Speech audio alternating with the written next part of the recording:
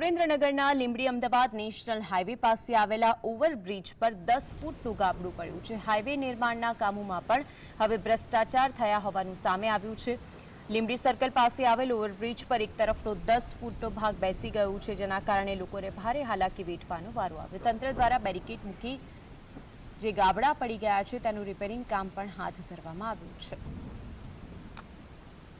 તો મહત્વની વાત છે કે જે બ્રિજની કામગીરી અવારનવાર સામે આવતી હોય છે ત્યારે બ્રિજમાં પણ ભ્રષ્ટાચાર થતો હોય છે। સુરેન્દ્રનગરનો આજે લીંબડી સર્કલ પાસે આવેલો ઓવરબ્રિજ છે ત્યાં એક તરફનો 10 ફૂટનો ભાગ એકાએક બેસી ગયો હતો, જેના કારણે લોકોને ભારે હાલાકી વેઠવાનો વારો આવ્યો છે। મહત્વની વાત એ છે કે હાલ તો તંત્ર દ્વારા તેની કામગીરી હાથ ધરવામાં આવી છે। દ્રશ્યો જે ટીવી સ્ક્રીન પર જોઈ શકો છો એક્સક્લુઝિવ દ્રશ્યો છે। ભ્રષ્ટાચારનો બ્રિજ છે, હવે બ્રિજ ઉપર થીગડા મારીને કામગીરી કરીને તેને ચાલુ કરવાની કામગીરી કરવામાં આવશે, પરંતુ આજે નબળી ગુણવત્તાવાળી વસ્તુઓને વાપરીને જ્યારે બ્રિજને તૈયાર કરવામાં આવતા હોય છે પછી તે જ બ્રિજ લોકો માટે મોતના બ્રિજ સાબિત થતા હોય છે। તો ઘણા બધા પ્રશ્નો ઉઠી રહ્યા છે। પ્રશ્ન એટલા માટે કારણ કે હર હંમેશા આવી જ રીતે બ્રિજની કામગીરી હોય કે ગમે તે કામગીરી તેની અંદર ભ્રષ્ટાચાર સૌથી પહેલો સામે આવતો છે। આખરે કોના પાપે લોકોને આ હાલાકી પડી રહી છે તે સૌથી મોટો સવાલ છે।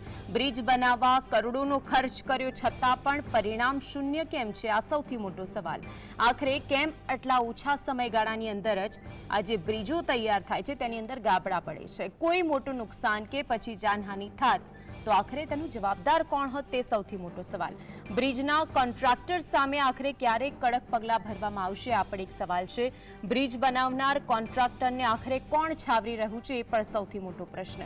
ભ્રષ્ટાચારના બ્રિજ મુદ્દે આરોપી સામે આખરે શું કડક કાર્યવાહી કરવામાં આવશે એ પણ એક સવાલ છે। આજે જે લોકોના પાપે અત્યારે લોકોને ભોગવવાનો વારો આવી રહ્યો છે, શું તેઓની વિરુદ્ધ કામગીરી કરવામાં આવશે એ પણ એક સવાલ છે।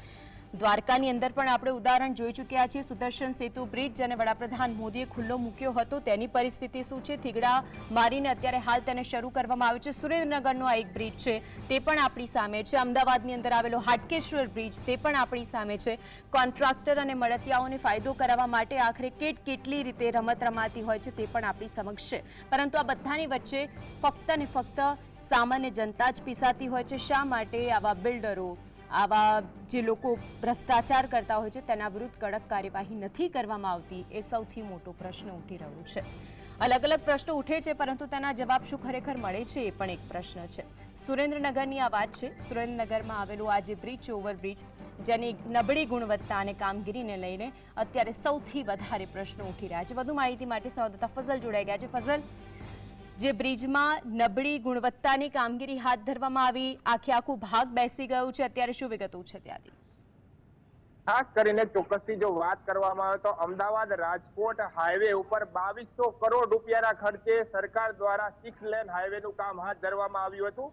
લોકસભાની ચૂંટણી વખતે મત લેવા માટે અને ખાસ કરીને પ્રજાને રીઝવવા માટે આ તાત્કાલિક બ્રિજ ખુલ્લો મૂકી દેવામાં આવ્યો છે અને આજે તેનો ભ્રષ્ટાચારનો છે તે બોલતો પુરાવો છે સામે આવ્યો છે। આ બ્રિજ લીંબડી નજીક 10 ફૂટ જેટલો બેસી ગયો છે, ત્યારે ખાસ કરીને જે નિર્માણ કામ કરવામાં આવ્યું છે તેમાં ભ્રષ્ટાચાર થયા હોવાનું પ્રથમ વરસાદે સામે આવ્યો છે। હજુ તો સુરેન્દ્રનગરમાં એટલો તો વરસાદ પડ્યો નથી કે જેને 10-15 ઇંચ જેટલો વરસાદ પડ્યો નથી ત્યાં આવા પ્રકારના બનાવો છે તે સામે આવી રહ્યા છે।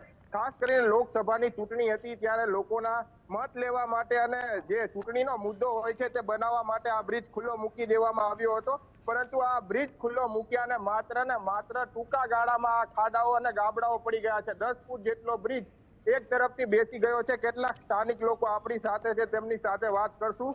શું કહેશો, ટૂંકા ગાળામાં આ બ્રિજ બેસી ગયો છે? 2200 કરોડ રૂપિયાનો ખર્ચો સરકારે કર્યો છે આ બ્રિજ પાછળ। મને લાગતું નથી કે 2200 કરોડનો આ રોડમાં ખર્ચો કર્યો હોય। 2200 કરોડનો મોતનો માછડો ગોઠવો હોય એવું અત્યારે લાગી રહ્યું છે, કારણ કે સૌરાષ્ટ્રનો મેન પ્રવેશ દ્વાર ગણાય અને આપણે સાંભળીએ છીએ કે વારંવાર અહીંથી અમદાવાદથી રાજકોટ આવીએ 6 લેન બનતા દરેક પુલમાં તમે જો એક પણ પુલ એવો નહીં હોય કે જેમાં ગાબડું ન પડ્યું હોય।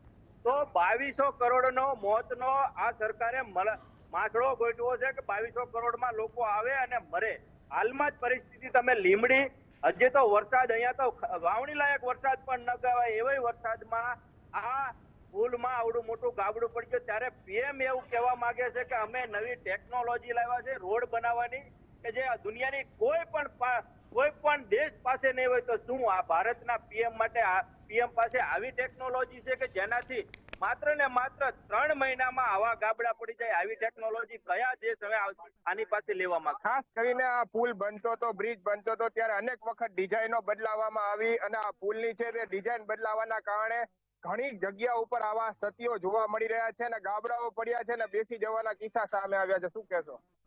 પુલ કાયદેસર જ્યારે હાઈવે બન્યો ત્યારે જે ડિઝાઇન હતી એમાં વારંવાર ભારતીય જનતા પાર્ટીના આગેવાનો, ભારતીય જનતા પાર્ટીના હોદ્દેદારોના પોતાની મિલકતો ને ટાંચમાં ન આવે, પોતાની મિલકત એમાં રોડમાં ન જાય અને પોતાની મિલકત અને જે આજુબાજુ રોડની આજુબાજુ પોતાની જે કઈ મિલકત છે એની વેલ્યુ વધારવા માટે આની વારંવાર ડિઝાઇન બનાવવામાં આવી છે. નહીતર તો આ પુલ ફોરટેક આખો લીમડી વટીને નીકળતો હતો, આખું લીમડી શહેર વિંધીને નીકળતો હતો. પણ ક્યાંક ને ક્યાંક ભારતીય જનતા પાર્ટીના પોતાની દુકાનો ચાલુ રહે એના માટે સરકાર અને લોકો સાથે આ ચેડા કરવા. દર વખતે એવી વાતો કરવામાં આવે છે, કોન્ટ્રાક્ટરો સામે પગલા ભરવામાં આવશે. હજી તો આની જે ટાઈમ પીરિયડ છે તે પૂરો નથી થયો, વેલિડિટીનો આવા પ્રકારના બનાવ સામે આવ્યા છે. તો હવે શું કહેશો? આ કોન્ટ્રાક્ટર દર વખતે બચી જતા હોય છે, માત્ર વાતો થતી હોય છે કે હવે કાર્યવાહી થશે, આમ થશે, આમ થશે. વાત તો કોન્ટ્રાક્ટરની છે, સાથે સાથે હું તો એ કહેવા માંગુ છું કે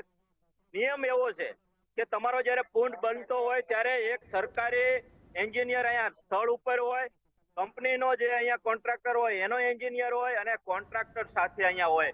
અત્યારે હાલમાં અમે અહીંયા આવ્યા તો કોઈ પણ જોવા મળતું નથી. અહીંયા ખાલી મજૂરના આધારે અત્યારે કામ થઈ રહ્યું છે.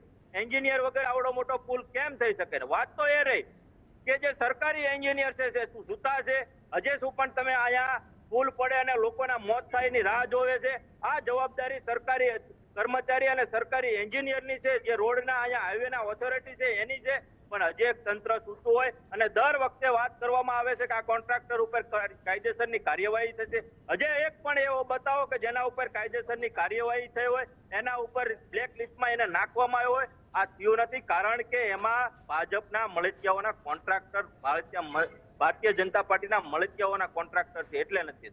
ખાસ કરીને આ બ્રિજ છે તે 10 ફૂટ જેટલો બેસી ગયો છે. હાલમાં આ જે વાહન વ્યવહાર છે તે બંધ કરવામાં આવ્યો છે. એક તરફ વાહન વ્યવહાર બંધ કરી અને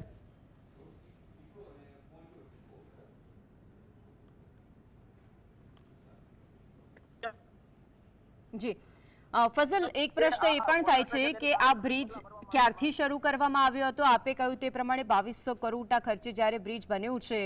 એક તરફ જે ભાઈ આપની સાથે જોડાયા હતા તેમનું તે પણ કહેવું સામ્યું કે ના તો કોઈ સરકારી એન્જિનિયર હતો જ્યારે આ બ્રિજ બનતો હતો, ફક્ત ને ફક્ત મજૂરો દ્વારા આ બ્રિજ બનાવવામાં આવ્યો. કોન્ટ્રાક્ટર છે તેને અત્યારે સરકાર છાવરી રહી હોય તેવા પણ જવાબો અત્યારે લોકો સામેથી સામે આવી રહ્યા છે. તેને લઈને બધી વિગતો. જી, આજે વહેલી સવારે આ પ્રકારની જે ઘટના બની છે ત્યારે હાલ આ જે બ્રિજ છે તેનું સમારકામ હાથ ધરવામાં આવી રહ્યું છે. 10 ફૂટનું ગાબડું પડી ગયું છે, ચોરમોરા ગાબડું પડી ગયું છે. ત્યારે કોઈ એન્જિનિયરો નથી, માત્ર મજૂરોના મારફતે આ બ્રિજનું રિપેરિંગ કામ હાથ ધરવામાં આવી રહ્યું છે.